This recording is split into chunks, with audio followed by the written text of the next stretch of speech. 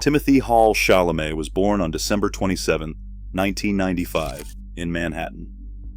Not the glamorous part. Hell's Kitchen was a rough, working neighborhood on the west side of Midtown. He lived with his parents in Manhattan Plaza, a federally subsidized housing complex for performing artists. His mother was a Broadway dancer. His father was a French journalist and UNICEF editor.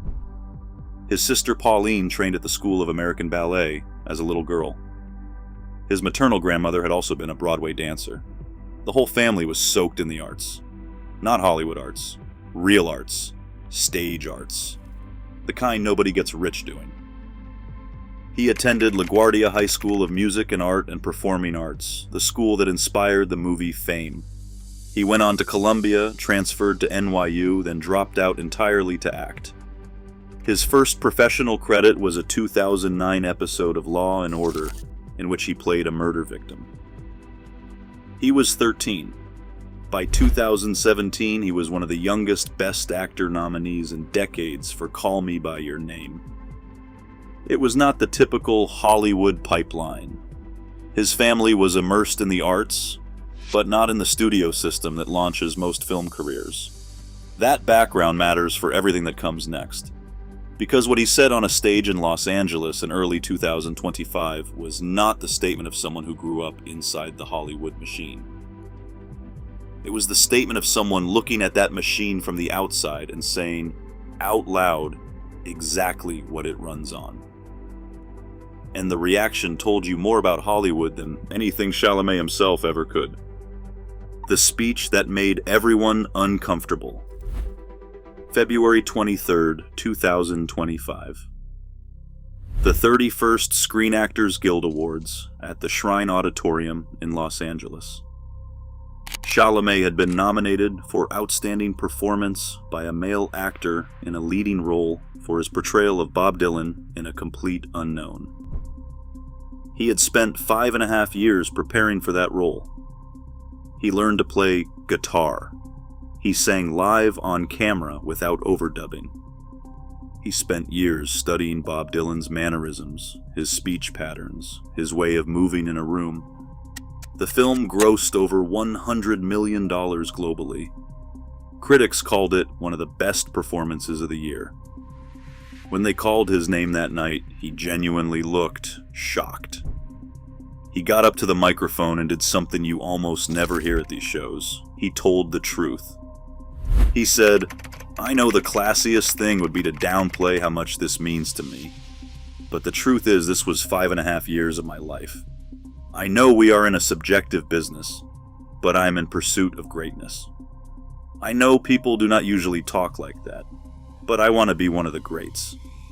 I am as inspired by Daniel Day-Lewis, Marlon Brando, and Viola Davis as I am by Michael Jordan and Michael Phelps, and I want to be up there." Then he picked up his award and said it was just a little more fuel, a little more ammunition to keep going. Importantly, he never said he was already one of the greats, only that he wanted to become one. The room exploded, and then the internet split straight down the middle. Half the people watching called it arrogant. A television presenter named Melissa Grello went on a podcast the next day and said he just blurted out inside thoughts, called him a little brat, and told him to sit down because the audience decides who is great, not the actor. Industry veterans on social media questioned whether a 29-year-old had any business naming Day-Lewis and Brando as personal targets in a speech. Some awards season coverage portrayed him as polarizing among voters. The other half of the people watching loved it immediately. They said it was the most honest speech they had heard in years. They pointed out that he specifically said he was not one of the greats yet, only that he was in pursuit of it. That the whole speech was about work and dedication and wanting to be excellent, not about claiming he had already arrived. Athletes say this kind of thing every single week, and nobody blinks.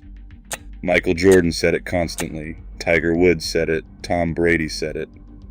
But when an actor says it in front of other actors, apparently that is a character flaw. That gap in how people heard the same sentence is the thing worth examining. It revealed something real about what the industry rewards and what it punishes, and which one of those things it refuses to admit to. He lost the Oscar that year anyway. Adrien Brody won for The Brutalist. Then Brody gave the longest acceptance speech in Oscar history, told the orchestra to stop playing so he could keep talking for 5 minutes and 40 seconds past the cutoff, and nobody called him a brat. That detail did not go unnoticed. The story was not over. It was just moving to a different stage. Dream big on top of the world. Chalamet spent 2025 filming Marty Supreme, a sports drama directed by Josh Safdie about a fictional version of table tennis legend Marty Reisman. He plays a New York Jewish kid in the 1950s who hustles and schemes and dreams impossibly large to become the best ping pong player in the world. You cannot watch that film and not read it as a statement about its lead actor. The tagline was, "Dream big." The character's entire arc is about wanting to be the greatest at something in a world that keeps telling him to calm down and be realistic. Chalamet had been developing the project with Safdie since 2018. He trained seriously in table tennis for years. The film opened on Christmas Day 2025 and earned a 96% rating on Rotten Tomatoes. But the marketing campaign for Marty Supreme is what people could not stop talking about. Before the film came out, A24 released an 18-minute staged Zoom call video in which Chalamet plays a self-aware version of himself pitching increasingly absurd promotional ideas to a fictional agency team. Ideas included painting the Statue of Liberty orange, launching orange blimps over cities, and flooding the sky with ping pong balls. The video went viral on TikTok, Instagram, and X within hours. Then the stunts started actually happening. An orange Marty Supreme blimp flew over real American cities. Limited edition Namias tracksuits were worn publicly by Tom Brady, Michael Phelps, Frank Ocean, Kid Cudi, and Bill Nye. A24 launched its first ever popcorn bucket for a film, a giant orange ping pong ball. A holiday table tennis pop-up ran in New York. Chalamet stood on top of the Empire State Building. Then, 3 days before Christmas, he became the first person to ever stand on the roof of the Sphere in Las Vegas, while the entire exterior of the building glowed orange to look like a giant ping pong ball. And the words, "Dream Big," flashed across the top. He screamed the film's release date into a cloudy Las Vegas sky from the highest point of one of the most famous structures on Earth. Jimmy Fallon told him it was one of the best marketing campaigns for any film he had ever seen. The film became the highest-grossing release in A24 history and passed roughly $147 million worldwide. None of this was accidental, and none of it was purely about selling tickets. Chalamet was blurring the line between himself and the character on purpose.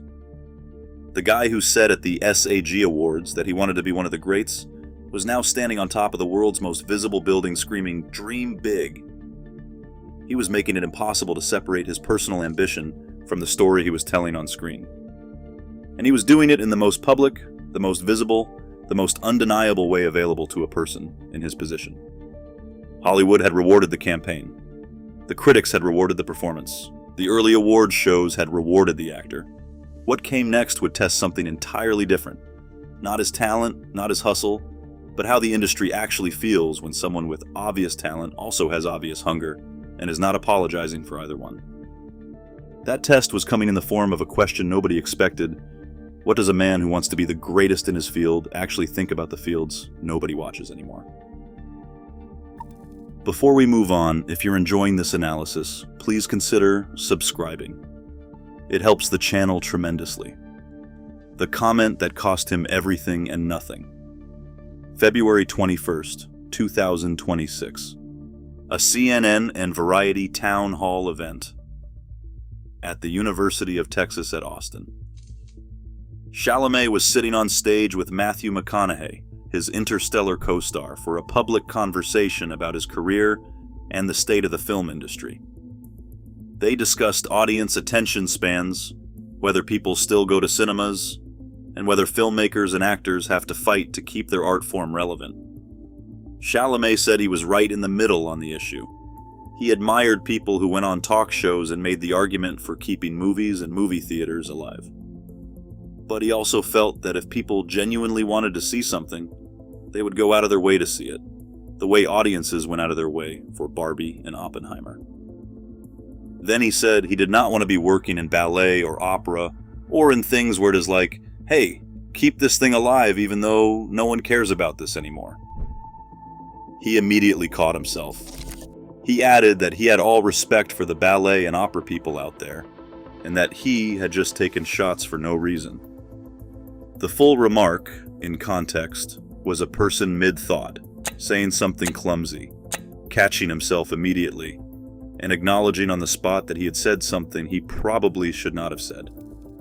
He even joked that he had just lost 14 cents in viewership. That is not how it traveled. The clip that spread across social media stripped the immediate self-correction and the full context.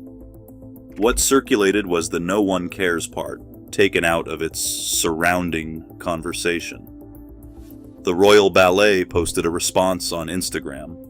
The Metropolitan Opera posted a video montage of backstage workers and performers and tagged Chalamet directly. The English National Opera offered him free tickets. The LA Opera posted a similar response. The Seattle Opera created a promotional discount code using the name Timothee in a lighthearted jab. Conductor Alondra de la Parra said she hoped he would reconsider. Grammy winner Isabel Leonard called them cheap shots at fellow artists. Misty Copeland, a former American Ballet Theater principal dancer who had been asked to help promote Marty Supreme because of her connections to Chalamet's dance-connected family background, said publicly that she found it very interesting that he had asked her to promote his film, given what he had just said about her art form. Saturday Night Live covered it. Colin Jost made it the joke of Weekend Update. His high school principal, Deepak Marwa of LaGuardia High School, published an open letter saying the school does not rank artistic disciplines, and that the whole community knows his heart, and that he knows better. The irony underneath all of this was enormous. Chalamet's own mother was a Broadway dancer.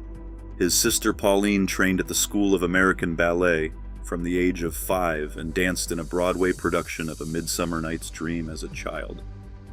He had said publicly just months earlier, while promoting Marty Supreme, that the more table tennis he studied for the role, the more balletic the movements looked to him, and that he had incorporated more of his family's dance background into that performance than into anything else he had ever done. He had also been photographed wearing a New York City Ballet baseball cap just weeks before the comments surfaced. He had, in the language of the speech that started this whole conversation, taken a shot at the art form his family spent their lives inside. The important additional fact is that Oscar voting closed on March 5th, before the controversy gained traction online. The backlash surged online after voting had already closed. The controversy did not change the vote, but it changed the conversation going into the ceremony. The controversy even spilled into Oscar week itself, with ballet star Misty Copeland appearing in the ceremony during a musical performance. And it changed the narrative waiting to be written the morning after, depending on which name came out of the envelope. What Hollywood actually worships. Timothée Chalamet got up at the SAG Awards in February 2025 and said something true. He wanted to be great. He named his inspirations. He said it out loud because, as he acknowledged, people don't usually talk like that. They don't talk like that because Hollywood has a specific performance it expects. Thank the director. Thank your family. Express shock. Never, under any circumstances, admit you want to be one of the greatest actors who ever lived. Ambition is fine, but it must come dressed in gratitude. The ballet comment worked the same mechanism in reverse. An unguarded remark became the defining story of his campaign's final week. Both moments reveal the same pressure. Say exactly what you mean, and you're arrogant. Be genuinely ambitious, and it's called a character flaw. The pursuit of greatness and the pursuit of an Oscar are not the same pursuit. But Chalamet ran both races simultaneously. He said what he wanted. He staged spectacles, he stood on the Sphere in Las Vegas, and screamed into the desert sky. He lost at the BAFTAs. Michael B. Jordan entered Oscar night as a late favorite. Whether the Oscar came that night or comes later, the conversation Chalamet started by refusing to perform Humility he didn't feel is the one Hollywood needed. About what it actually values, how much of the game is craft, and how much is knowing which rooms to stay quiet in. He told a room full of his peers he wanted to be one of the greats. What the Academy did with that is its own answer. If you enjoyed this video, make sure to subscribe. Thanks for watching, and I'll see you in the next one.